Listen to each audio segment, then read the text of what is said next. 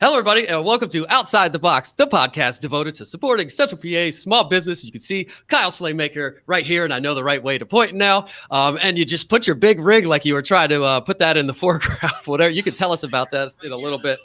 And I just talked about turning my phone down, and I can hear us going on the monitor. But you guys can see Kyle there. We're going to talk to him in a minute about how to close more sales, on the bottom as well. Look at that. Didn't mean to clip that one. I am your host, Derek Bixler, realtor and digital marketing geek right here in Central PA. Grew up on the hill in Harrisburg, went to Mechanicsburg High School, go Wildcats, and went up to Penn College of Technology up in Williamsport before I came back here and had a bunch of sales jobs, actually, furniture, electronics, used cars for a little bit. So I like this conversation today. But it's before I started selling real estate 15 years ago. If you need to buy or sell a home, please reach out to me. Text me, email me, throw a rock through my window, send a carrier pigeon, whatever you need to do. We need inventory, and it's not quite as crazy as it was in the last few months. So if you're a buyer, good time to get back out there and look for a house. If you want to sign up for our weekly email, go to supportcentralpa.com to get networking, mixer updates, and invites, episode announcements, and exclusive special offers, of which we have one from Kyle and the Slaymaker method at the end. Reminder to ask a question in the comments, or if you know one of us, just say hi and say where you're watching from.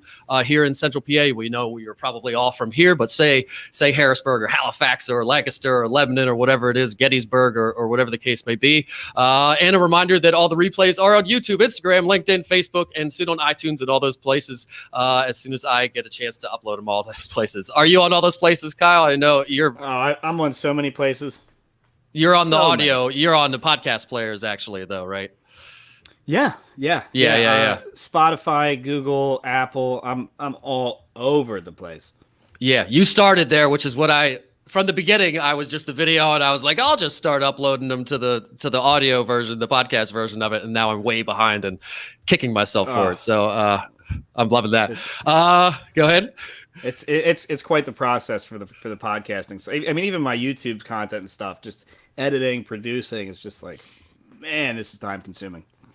It is. That's why you partnered with somebody great who we can plug when we'll plug your podcast. I didn't even think about that. We can talk about that later. Talk about that a little bit. And you're both from Central PA Sports Small Business. That's how I know you. So it's great to have you on. So I will introduce you. This is Kyle Slaymaker of the Slaymaker Method. Tell us a little bit about your background, where you grew up, that kind of stuff, your history here in Central PA. Yeah, absolutely. Quite the introduction. So, Kyle Slaymaker, founder and owner of the Slaymaker Method, globally recognized sales strategy, sales training company, but born and raised in central Pennsylvania. Literally born and raised Lancaster County my entire life, aside from 4 years in the Navy. Stationed in San Diego, served in support of operations Iraqi freedom and enduring freedom. I have one absolutely incredible wife who I would not be where I am today without. And I have 3 incredible kids who I probably also would not be where I am today if it weren't for them. At least definitely my teenager. The other 2 are a little young, but the teenager's pretty supportive. So that's kind of me in a nutshell. You know, I got out of the military, did some nuclear security work, ended up hating it, and my girlfriend, now my lovely wife at the time, pulled into a car dealership on Manheim Pike that had a now hiring sign and said, I can't take you working at this job anymore. You need to go in here and apply. I was like, I don't know anything about cars. I don't know anything about sales, but I don't want to lose you. That would kind of suck on a Thursday, right? And I walked in and applied, and they hired me on the spot, and the rest is history. Here I am. So back up a little bit. In high school, where you said you grew up in Lancaster County, what high school did you go to? Yes. So I went to 2 high schools because I was too cool for one of them. We'll put it that way. No. I want to hear a little bit more, and it's all right, because I had detentions in the summer. I had to serve out detentions that I couldn't serve during the school year. So I've been in my share of trouble. Home suspension in school. So I was never expelled, but I was in my share of problems. No, I was never expelled either. I probably should have been a few times. No, so I went to Conestoga Valley up until I want to say like either middle or end of my junior year. And I wasn't performing well. I hated school. I couldn't stand it. You know, fast forward now, when I went to college, I loved it. Loved learning. But my parents saw that I had a much stronger work ethic than I did a school ethic. And they said, well, why don't you go to Lancaster County Academy, which is, mall school basically for everybody in the county. School for dropouts, adult learners, we'll say wayward youths. I'm sure I was probably probably described as quite a few of those. So what is it? It's like a place to go to get your GED or what? It's like high school diploma. That was the coolest part about it. It was actually run by a mother of a student I went to school with. The administrator, she's now retired, Diane Tyson. That's my dog over there in the background, apparently. Diane just changed the lives of myself and so many other people and kids around the county. I couldn't even imagine the numbers of kids that she's just done amazing things for. So I have her to thank for so much stuff. Here I am, let's see, I graduated 2005. Oh my gosh. Well, we're going to forget that math. But a long time ago. I'm older than you, so. When I walked through those doors, I had no idea that Diane and that place would do so much for me. So it's an incredible place. And that is something that's funded by Lancaster County and is free, and you just kind of have to sign up and apply to go there or something? Yeah. And I mean, I don't know how it works anymore. But back then, I believe all the schools in the county provide funding, and I'm sure they get grants from the state and everything. It's just, it is such a treasure to this county and this state. I mean, it's unbelievable. I owe everything to them. Everything. Well, that's awesome. And then, is it structured the same as a high school, like classes, or is it more kind of they've got a building and they've got resources and things in place, but you're kind of learning on your own? Is it work the same way as high school? I mean, yes and no. So you still pick your classes. You still have minimum requirements to graduate that are mandated by the state. They also had teachers, and they had a teacher for each subject. Some teachers handled a few different subjects. But once you had enough credits to graduate, after you complete a course or a credit, they'd ring a little bell, right? Yeah, because it's gimmicky. Let's celebrate. Did they give you a little chocolate too? So you're like training you like an animal. And then when you finish your final credit, I don't know if they do this anymore, but Diane would ring this huge bell, and it was, I'll never forget, I turned in my last assignment, I finished my final credit, she rung this huge bell, everyone's excited, I'm like, holy crap, I graduated. And she ran back into her office, and I hear her pick up the phone, and I don't hear who she's talking to. Like I said, I hear her go, Chris, which is my mom's name, and I was like, oh, this is going to be fun. And she just goes, he did it! And I'm like, oh, apparently there was a bet going on, right? Is he actually going to pull this off? But it's just, what a great place. What a great place. So was there something that happened there, or were your parents in the military, or what drove you to then join the Navy, you said, right? I got to tie it in. So one of the things that I love the most, and I always say, is that the easiest people to sell are other salespeople, right? So my mom saw that my prospects after high school, given how I was living my life, were not really plentiful, so to speak. And she kept just hounding me. Talk to this Navy recruiter. Talk to this Navy recruiter. And I was like, I have no interest in this. But just to get her off my back, I said, fine, I'll talk to the recruiter.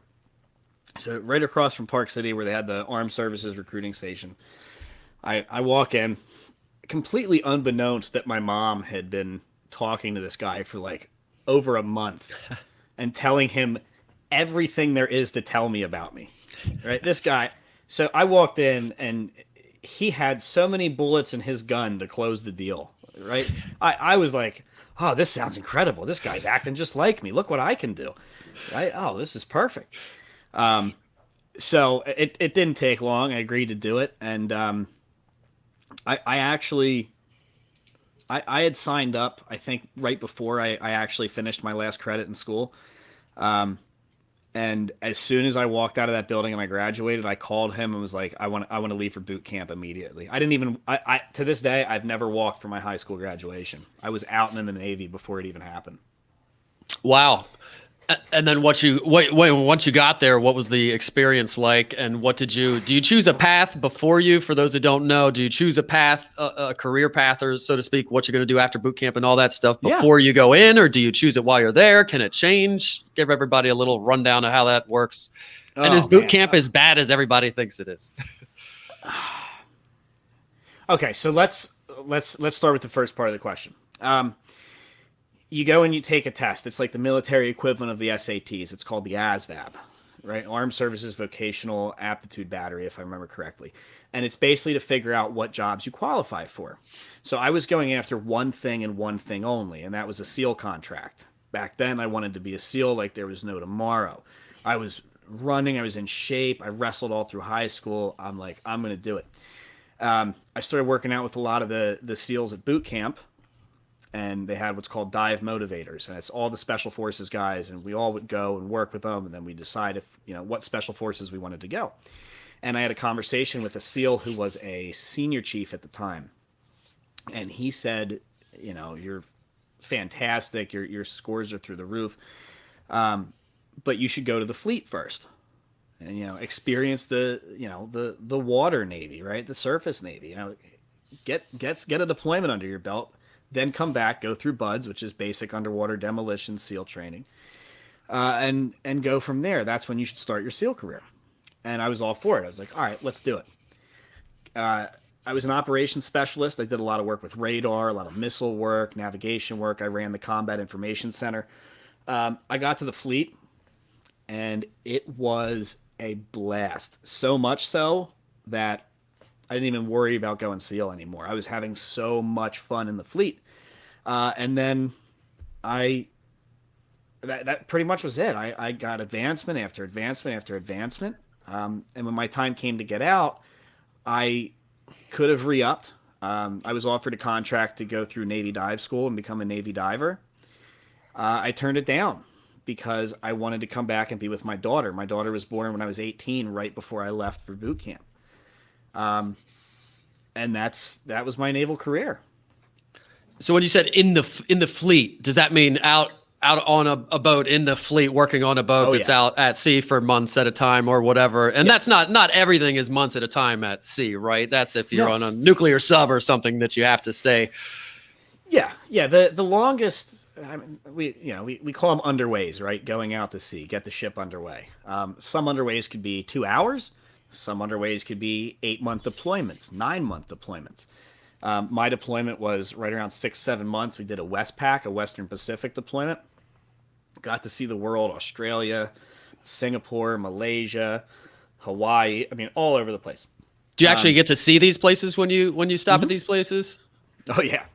That's probably why I turned down. Do they give you leave when they purposely give you leave when you stop at places so that you can enjoy them, or is it more work and a couple hours off or something?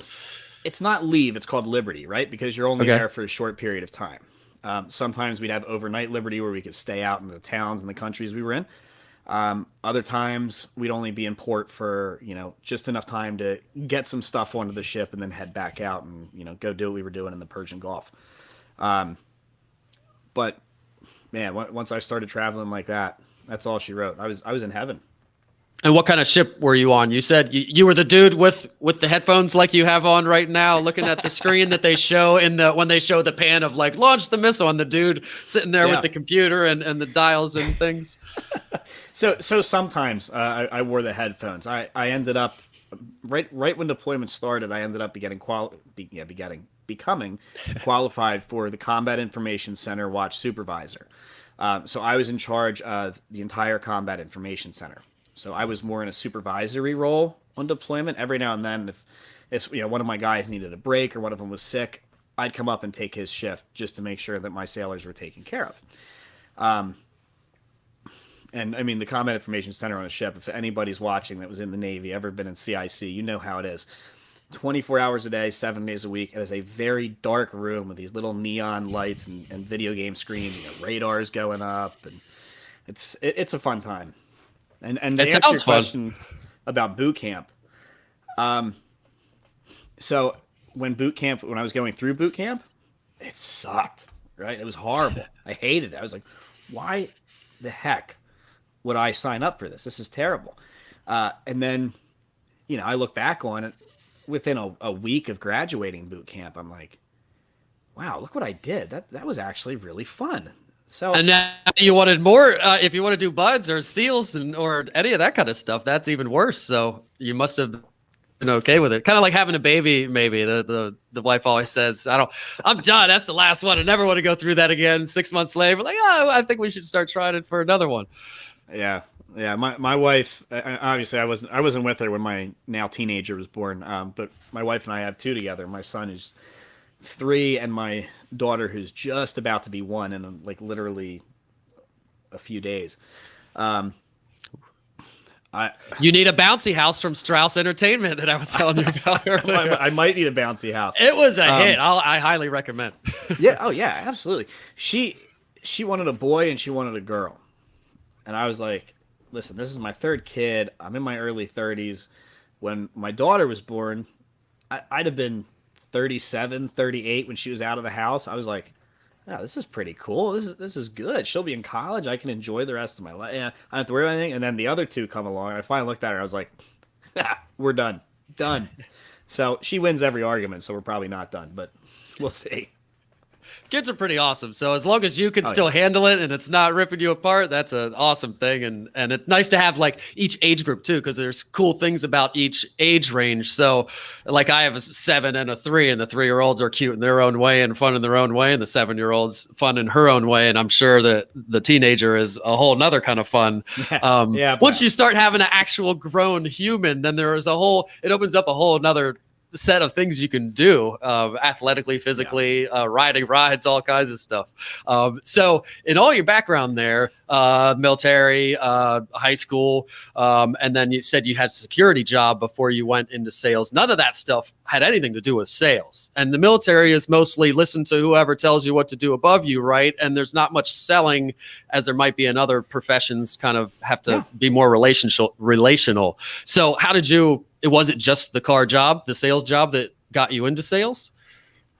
Yeah. I mean, I've been told I have a very outgoing personality and I'll talk to anybody, blah, blah, blah. So everybody kept telling me many times throughout my life, oh, you should get into sales. You'd be so good. You'd be so good. Had no interest in it.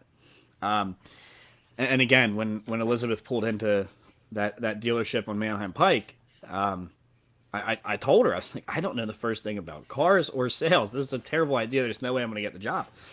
But I went in and interviewed. I was in like jeans and a t-shirt. And they hired me on the spot. And he said, when can I start? When can you start? And I was like, oh, this is your poor decision, not mine. I can start whenever you want, man. And he says, no, I think I made the right decision. And you have to get a license for that, don't you? Yeah. Yeah. So there is a little bit of a waiting period, but you can start training and get on the payroll right away, right? Yeah. Yeah. Yeah. So they trained me and all that other stuff. Is the dealership still around? Oh yeah. Oh yeah. Yeah. It's a big dealership. Well, they love it. Jones. Okay. Yeah. And that's used or what kind of a bunch of different ones? Jones is, so I sold Hondas. Okay. Jones has Honda, Buick GMC, their used car lot. Jones gave me my start, and the Jones family is arguably the most customer-centered dealership I've ever seen. I mean, it's and this is Lancaster County where you grew up. Yes. Yeah. Yes. So kind of like we know the Faulkner as kind of the big one around here. Yeah. So the Jones, that's something new. I didn't know that. So Jones, I wonder if there's another one somewhere south. I guess I kind of, for some reason, I would assume that they have a bigger footprint. Like Faulkner would also rule Lancaster, but maybe not. Maybe Jones rules Lancaster, and it goes different. Yeah. So you got into sales there. They trained you. What was your favorite thing about when you got into sales? What was your favorite thing about it? That's a really good question. The interaction was fun.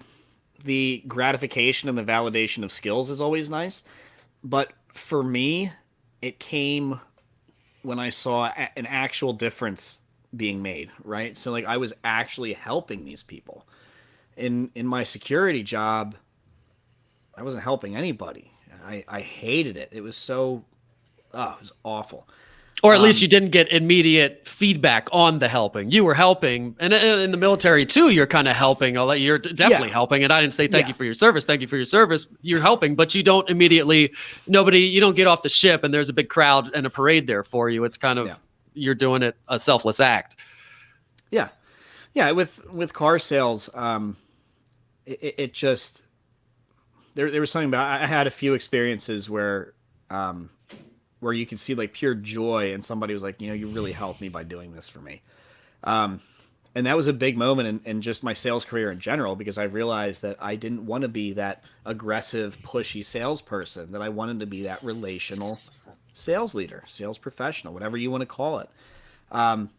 And it made a huge difference. It made a huge difference in my close rates. It made a huge difference in my customer satisfaction rates, which was the most important part of everything to me. And it just, it taught me so much. I don't remember a single salesperson at Jones that was aggressive.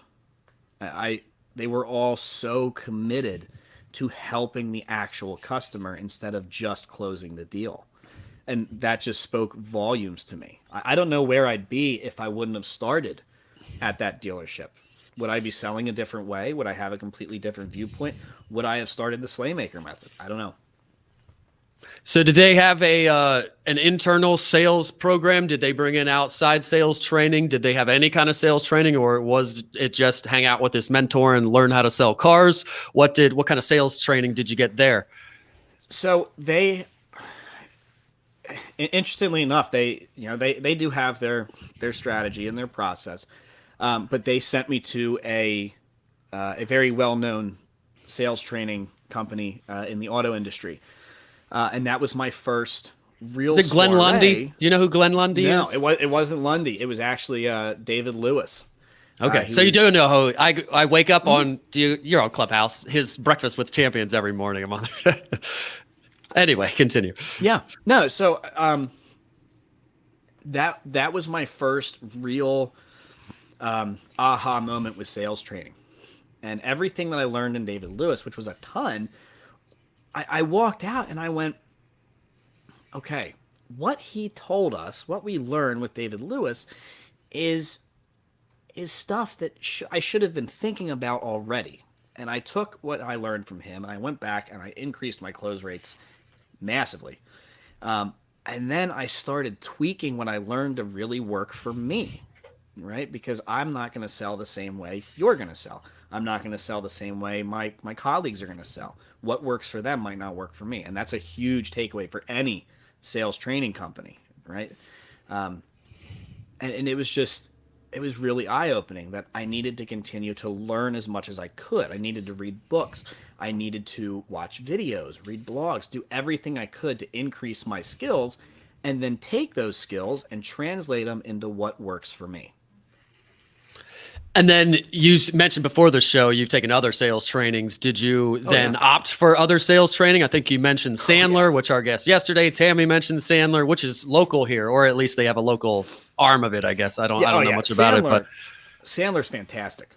Fantastic. So, Sandler does solution selling, and so do I, right? I mean, most really successful salespeople are taking the solutions route. So solution selling was started back in the late 70s, and I believe it was really picked up by Xerox back then. And it's a great way to sell. So Sandler came into the mix and just is a rock star with teaching foundational solution selling. So, you have the Sandler submarine. Tammy knows. I love Tammy to death. I don't consider anybody competition, but Tammy's the only one that I've seen in the group, like also posting about sales training. And when we had our conversation, we just hit it off. Like, I love Tammy. She's awesome. Maybe you can collaborate at some point and have a sales training convention. And Tammy's in a little bit different location than I, obviously. And my stuff, it's such a better cool location. I'm kidding. I'm where there she we is. Go. A better location. An equally cool location. Sandler is awesome. The Sandler submarine, they're 7 pillars or whatever they're calling them nowadays. It's great. I recommend Sandler training to almost anybody out there, right? They're just so good at that foundational solution selling thing.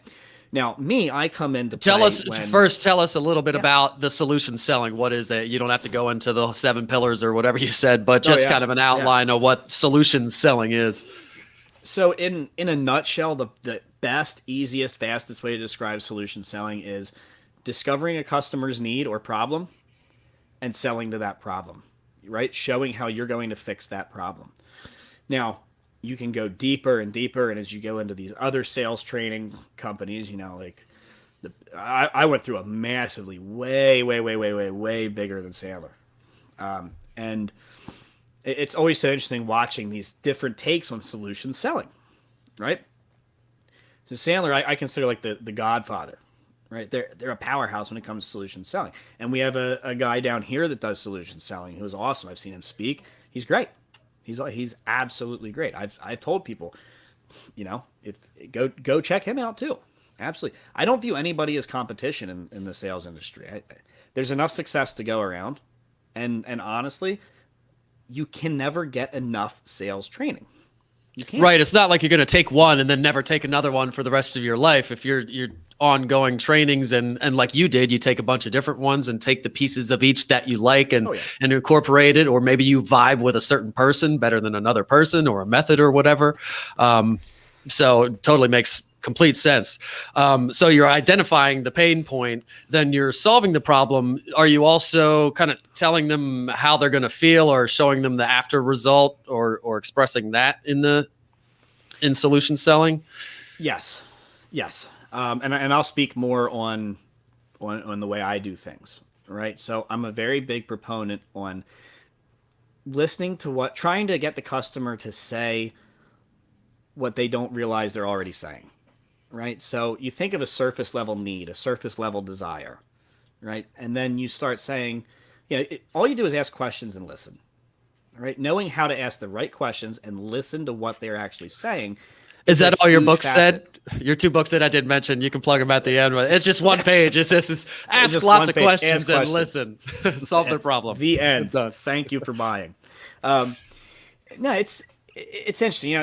People can call it the need behind the need. They can call it, intense discovery, investigation. There's a million different names for a million different processes, right? But understanding that there's a bigger need and desire, and getting the customer to understand that, and in a non-aggressive way, absolutely in a non-aggressive way, but getting the customer or the prospect to understand that is massive. So, a customer may say, well, I need to get, we'll say a tire fixed, right? I have a flat tire. Well, most people would say he needs to get the tire fixed so he can get down the road. Well, he does, but he needs to get down the road to pick his kid up from baseball practice. He needs to pick his kid up from baseball practice because he wants to see his kid play. He wants to spend more time with his family, and this tire is stopping him from doing that. And you can take it as deep as you want it, but all of a sudden, because you're taking the time to actually listen to the customer and ask the right questions, your tire is becoming a lot more valuable to that customer, that prospect, than every other tire shop's tire. And you're also providing an awesome experience, and you're getting this customer to realize you're not just a pushy salesman, right? I'm all about shaking the stigma around sales, and there's a big one. And it's that, I don't want to say it's that easy, because it really does take some work and some understanding. And then you move into other parts of the process, showing exactly how you're going to meet. You can talk about upselling, you can talk about closing, servicing the sale, but the meat and potatoes really is understanding how to meet your customers' needs better than anybody else out there. And that's where it comes down to. That's where the money is made. And it, like you said, and it sounds like you put a lot of stress on it, is just asking questions, almost being like a kid, like why, but why? Because it's always one step deeper. You want to get down to the root the root cause or Yeah. the root reason so that you can solve that problem and tie the picking the kids up and the kids not waiting in the rain and thinking their daddy doesn't love them, tie that to the tire, not just you need a new tire on this car. Nobody cares about that. If I didn't have to spend money on a tire, I wouldn't spend money on a tire. I wish the old tire worked, but I got to go down there to get my kids. So if you tie it to that, it's definitely going to have more impact. I love that part of it. Yeah, it's a very delicate dance too, because you need to have the wherewithal and the understanding, the training to be able to recognize when you've asked where the line is to where the questioning's good and you've asked one question too many. Right? You need to be able to see and recognize when the customer understands the ramifications of what they need. And this is whether you're B2B, B2C, retail, anything. I love watching some of the retail environments that I've worked with implement this solution selling process in that environment, because retail is very transactional, right? And it's been fantastic and amazing to watch it actually work in a retail environment. So that's kind of one of my, I don't want to say claims to fame and make me sound cocky, right? But I am able to take the relational aspect, mix it with the solutions aspect, and tailor it to any industry, any product, any service. And that has been a game changer for me. But I'm all about relationships. I like I said when we first started, I don't want somebody to buy from me because I'm being pushy and they feel like they have to and their life depends on it.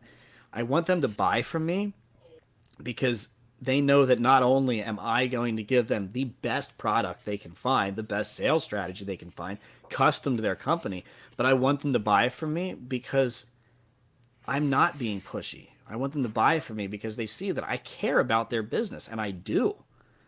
If somebody's even just going to have a conversation with me, I take that very seriously, and I love that. I appreciate that. So when I see these other salespeople out there that are being very aggressive and pushy, and nobody that I mentioned on this program is that way, which I love hearing, I love knowing. I don't want to say it's heartbreaking because that sounds a little dramatic, right? But I take a lot of pride in sales, a lot of pride, and I hate that stigma. I hate it. Oh. Yeah, I do too. I'm obviously in sales too. And it's, when I first meet a buyer, you go to see that first house. And no matter how many times I say, I don't care what house you buy. I hope you buy it through me and I want you to buy it through me. But I really don't care if it's this one or that one in my listing, somebody else's listing, doesn't matter. But no matter how much I say that, when we walk out of a house and I just say, what do you think of it? They automatically assume, they say, sorry, we don't really want to, sorry. They think I'm pushing them for a sale, and I'm not even that way and don't do it at all. But they still kind of assume that he's supposed to now try to sell me this thing and I'm supposed to say yes or no to this. And it's an uncomfortable thing. So a lot of times, even if you're doing it the right way, you have to make that extra effort for it not to be that way. So you're asking questions and you're probing, which is awesome, I think. And it any conversation and just in general, if you want to be a good conversationalist, just ask questions. People like to talk about themselves. You're going to learn about them, but also make them feel good about themselves. And when they leave that conversation, they're going to feel good about it. And they're going to like talking to you the next time when you follow up, because you ask them questions, you asked about their family, you ask follow-up questions. When you call back, you'll have notes about their son, picking them up. How was it? Did you get there before the rain fell or whatever? So it's super, super important. Almost so important. A lot of times I just try to be best friend. That's my goal. I'm trying to be good friends with this person, ask questions, learn about them. And then by the end, it's like, oh yeah, we're supposed to talk about this listing contract. Do you want to sign this? Oh yeah, we trust you. We love you. Let's do this. Oh, so absolutely. I love your stress on the relational aspect. So once you learn and identify with the pain point and all that stuff, then where do you go from there to solve the problem for them? So obviously this is going to depend on what you're selling. Right. So when you understand, and I am a big proponent of using, you can call them sales planners, call planners, templates, whatever you want. My company, the Slaymaker Method, has their own, sales call planner to make sure you're hitting on everything you should be hitting on, to make sure you're not leaving any stone unturned, and, has some reminders there to keep you on your game. So it's kind of standard operating procedures for your sales cycle. Yeah, basically. That's a great way to put it. All the follow-ups, the text them this day, call them this day, email this day. Gotcha. Oh, yeah, I have planners. I have trackers that all of my clients get. You can never be too organized, right? Especially in sales, because if you don't know when to follow up with a customer, that's no bueno. No Do you have bueno. while we're talking about that, do you have a certain CRM that you use or other people use or that you tie your follow-ups up, or are you like me, a spreadsheets and calendar kind of dude? I'm I mean, honestly, because it's just me and I am that one man operation and I've been doing this for so long, I have my method that works for me, right? So I could go on and get a CRM, but I just prefer doing it my way. Sometimes it's a spreadsheet, sometimes it's another tracking app that I use. But it just goes, like I said, as long as you're tracking and you're not letting anything fall through the cracks, I love, right? I love it. You don't have to use my method. You don't have to use my tracker. But if you want to reach the numbers that you could reach, use a tracker, right?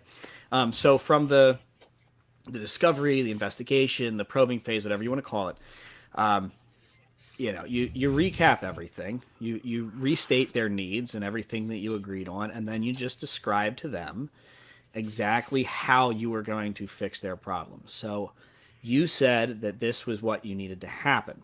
We are going to provide you with insert solution here, and that is going to enable you to, and then talk about their needs that specific product is going to meet, right? And then you just continue to move on until you make sure that you have provided them with an opportunity to buy everything from you that you can give them to handle all of their needs.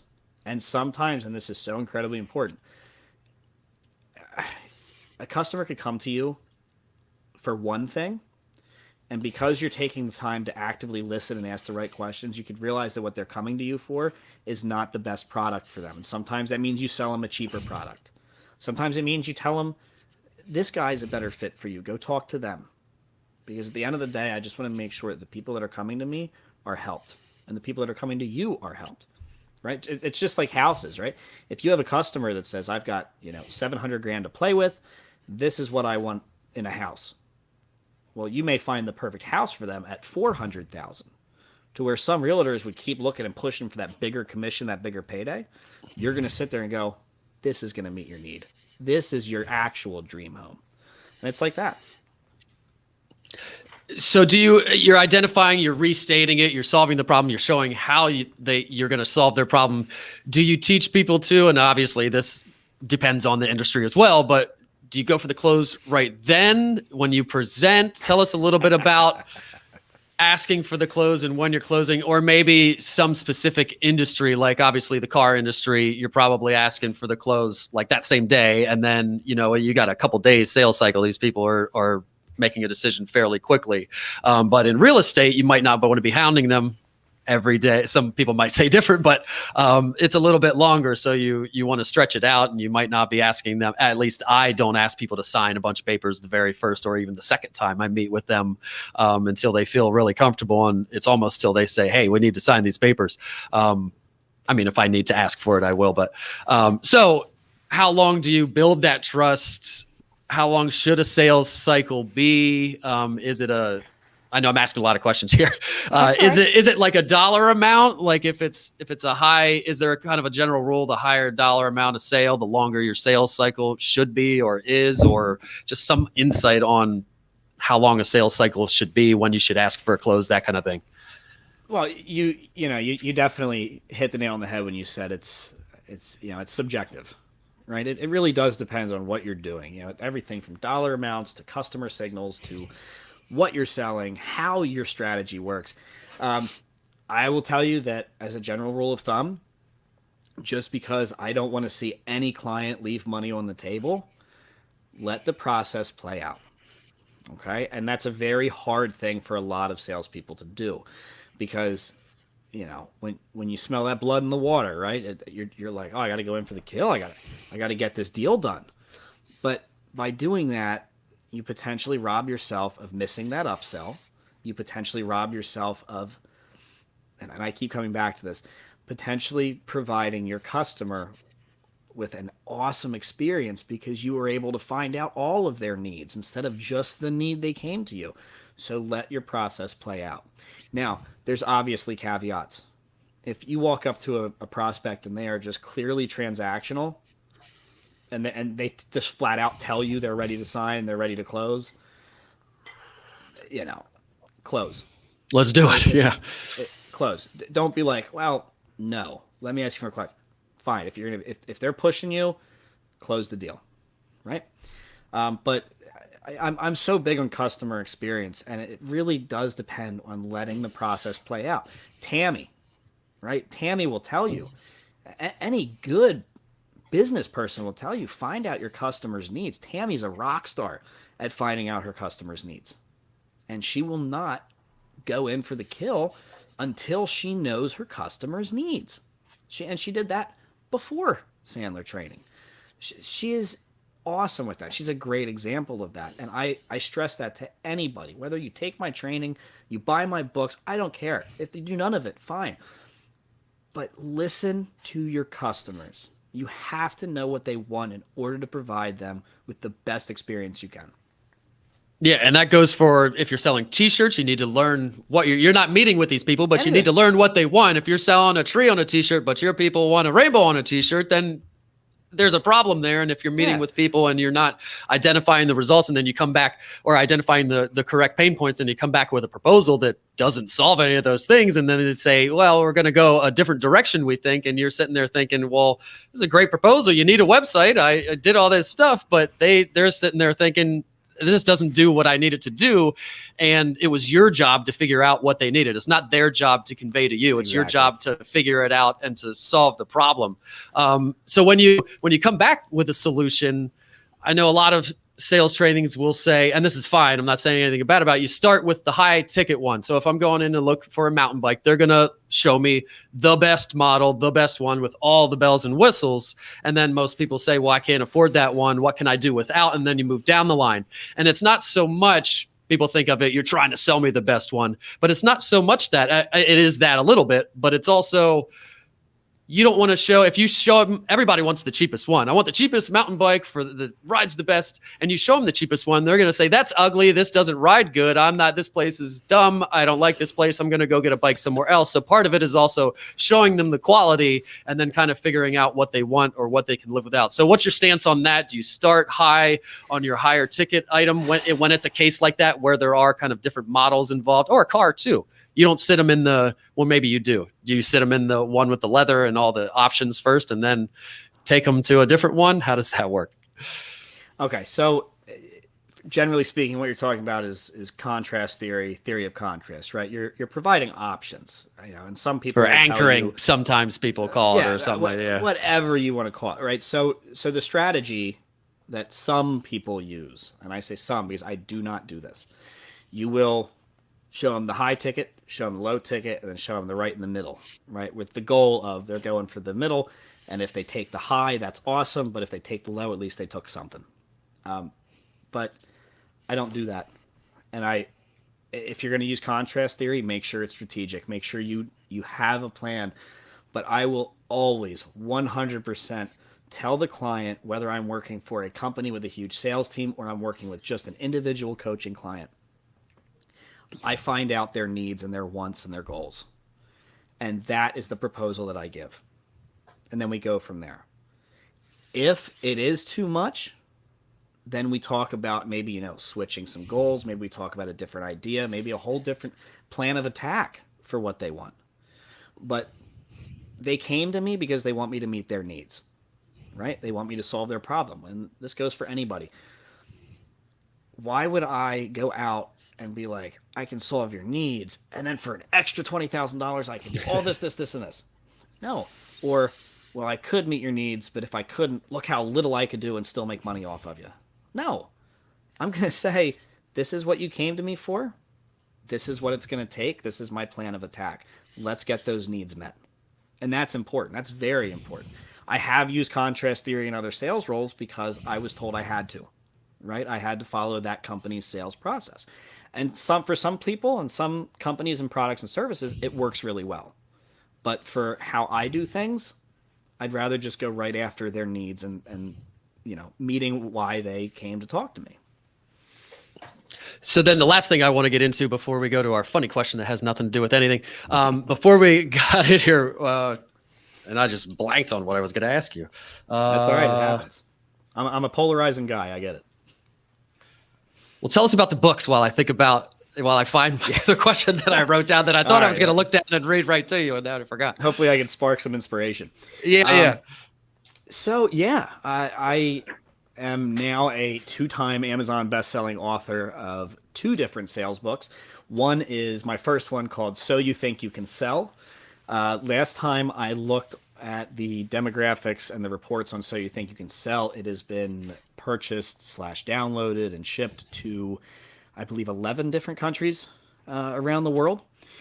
It is less of a sales training book and more of a, the tagline of it is, what I wish I was told before I got into sales, right? And it's all about what you should know and be ready for if you're going to start into sales, right? If you're going to get into sales transfer, you're just starting out, stuff you should know. And that hit number 1 in business short reads, and I think number 3 in sales and selling techniques, out of like millions and millions of books. And when it happened, I was like, what's going on? I didn't expect this. I was sitting at home, my buddy texted me, and he's like, have you checked Amazon? And I'm like, why would I check Amazon? I don't want to buy anything. And he's like, dude, you need to check your book out. And I looked it up, and it was number 1. I had the bestseller badge. I'm like, what is happening? This is crazy. And then my second book, Creating Dynamic Demand, is all about that process that you and I talked about in the beginning, right? It's how to get those questions asked and answered. And that within the first 24 hours, it skyrocketed up the charts. And I think it's up to like 8 countries. I haven't checked the stats in a while. But it's been downloaded, purchased all over the world. And it feels so good to see the validation, right? To see that people are taking enough stock into what I say, have seen my videos, have seen all my content, and are actually implementing these books, which opens me up to a wider audience, right? It gets the Slaymaker method in front of more people. And they're using it, and they're seeing success, and it's just... It's inspiring to me, right? It feels incredible. So they're both available on Amazon. We do have quite a few more planned. All the books that I release are meant to be able to be digested in either a sitting or a day, right? Because I don't want you to spend too much time reading my book. I want you to spend that time going out and implementing the book. But I have a very big book right now. It's sitting around 200 pages as we speak. And that's going to come out hopefully around the end of the year. We're shopping publishers right now, so we'll see what's going on. Awesome. I know writing books is a arduous task and not always the most fun. So it is. I know a couple people that have done it, a few people, but that's awesome. And even these little booklets, I'll call them, could be great. Then put together into a compilation of a whole book at some point too. So that's really, really awesome. And on Amazon, where can people find them? Kindle, Amazon, and print? Yeah. So You Think You Can Sell is available Kindle, ebook, print, on Amazon. Creating Dynamic Demand. We're having some trouble with the formatting for the print version. I don't know why they switched the measurements of the parameters, but I'm trying to work through that right now. But that is available ebook on Kindle Unlimited.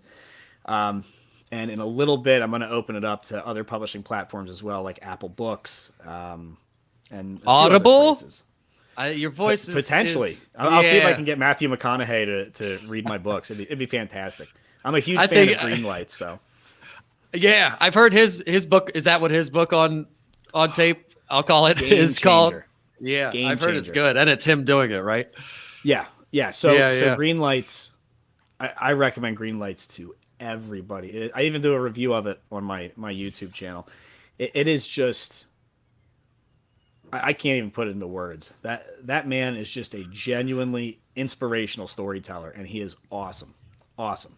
Huh. It's been sitting in my Audible wish list for a while, so maybe I'll I'll get on it. make the commitment. And as soon as you come out, because I detest reading, I will admit. So as soon as it's on Audible, although I do have a app that you can scan anything and it'll kind of read it to you, and it's pretty good, but a little bit robot-y. But it's not bad. So if I need to read an addendum or something while I'm in the car, I'll pop that on and the car will read the addendum to me. So I remembered the question I was going to ask you. We got 10 minutes left, so we got time for it. It's kind of along the pricing lines. First part of it is, do you ever find that people need to raise their prices because they're devaluing it and making it, kind of seem like their stuff isn't worth it? And then also I've heard people say, let's take digital marketing, for instance. You might have $100 for the low ticket people, $100 because you need an hour coaching every month. And then maybe you have couple thousand a month, which gets you management of social media and posting and whatnot. And those 2 or 3 tiers or so will get most people. But then you should also have that crazy, like $20,000 a month one that somebody might do, the white glove, manage everything. If you want everything done, we can do it. So can you speak to that a little bit? Yeah. So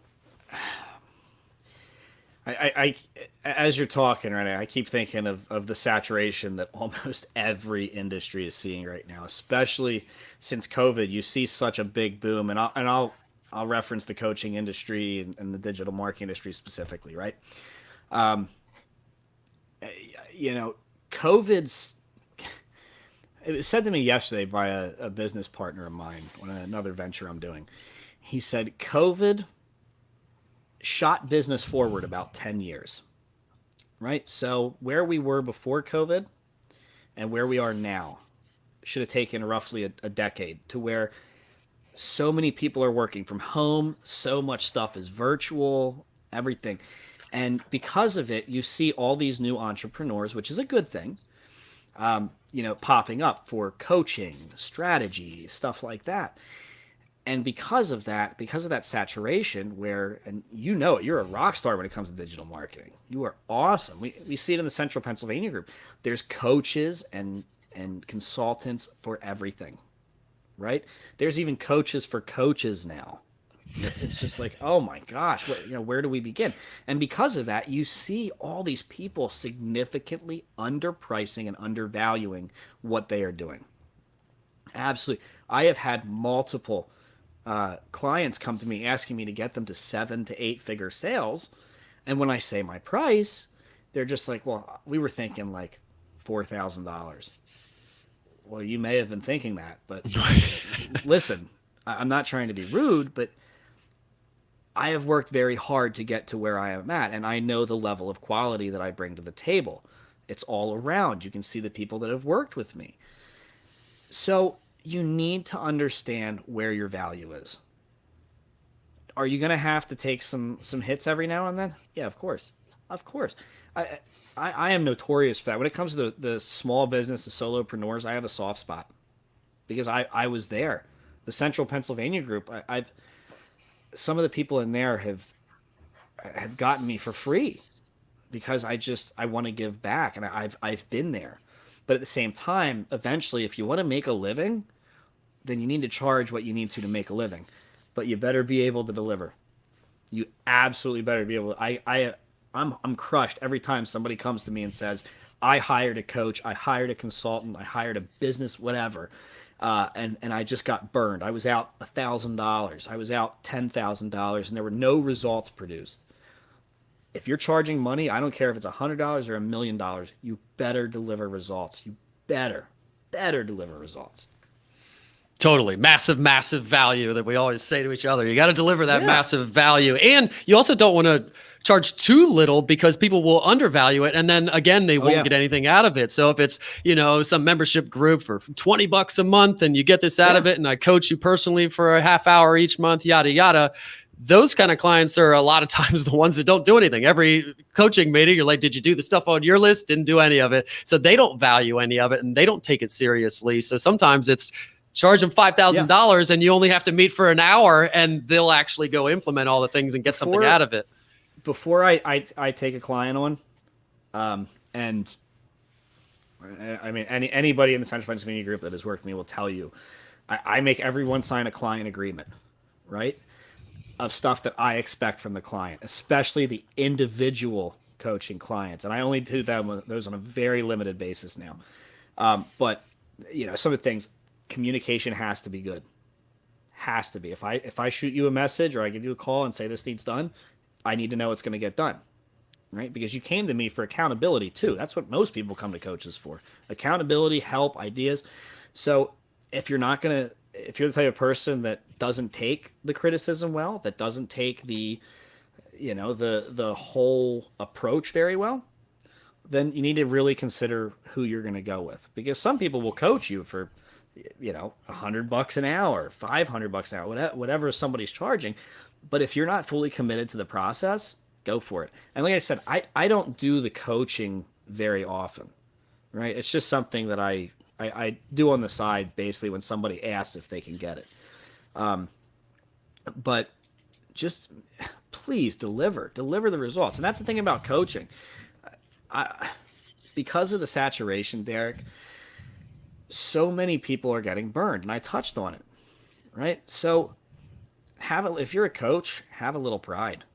If you're gonna help, if you're charging people money, give them some value. I mean, exactly. we're in those clubhouse where I talk about clubhouse all the time, but I go in these real estate rooms and constantly everybody's saying, I paid thousands of dollars for coaching and I got more in this clubhouse room than I ever got from that coach in 1 hour. So watch who you're learning from as well. If a coach guarantees results, run.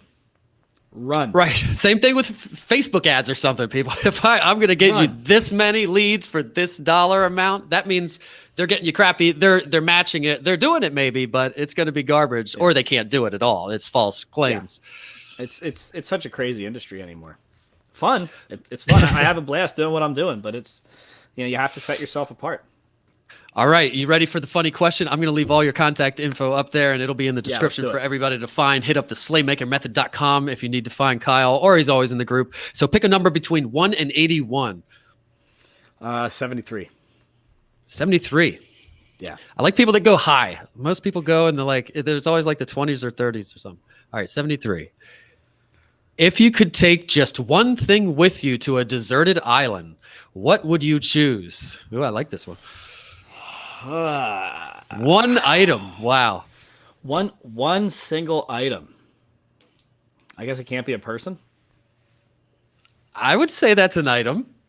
Hey, we make the rules here, so. Yeah. If it's a person, then my wife, hands down, because I'd probably be dead in like 20 minutes.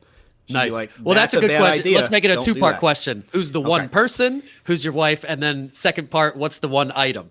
Okay, so the one item, I would immediately go to like my smoker, my barbecue smoker, but I feel like that I can't just take that, right? Like I'd need. You better be a good hunter. Items to, yeah, exactly. So I would probably say, oh man, Derek, that's a good question. Do you watch Alone? I just watched the latest season of Alone, and I would say an axe probably would be the one. Yeah, there we go. Or a bow. I would say an axe or a bow. Yeah. I love Alone when you're watched it, and they're like, I think there's a bear outside, and the bear's like sticking his head through the tent. And he's like, yeah, I'm out of here. That one dude on the last one I watched, this dude, like it was 100 days and it was the longest one they ever did. It was nothing for this dude stabbed an ox to death with his tiny, like 3-inch blade. This dude was nuts. Everything he did, he ate. You got to watch that season. It's go awesome. Big or go home. Yeah, totally. You could tell he was going to win.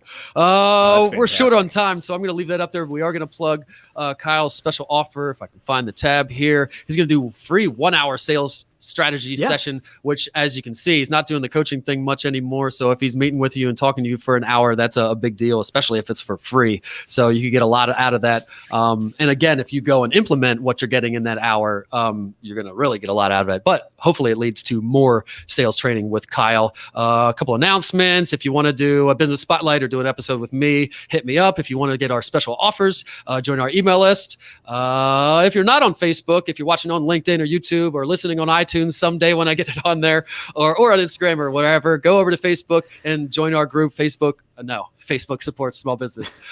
Central PA supports small business. Lots of good stuff going on in there. Contact me if you need to buy or sell a house. Email me, text me, throw a rock through my window, send a carrier pigeon, however you need to do it. We still need inventory. Remember to support Central PA's small businesses like Kyle and the Slaymaker method. Thanks for watching and listening. Say goodbye to everybody, Kyle. Absolutely, guys. Thanks for tuning in. I hope everybody was able to learn something. Looking forward to hearing from you. Awesome. Thanks, Kyle. See you, everybody.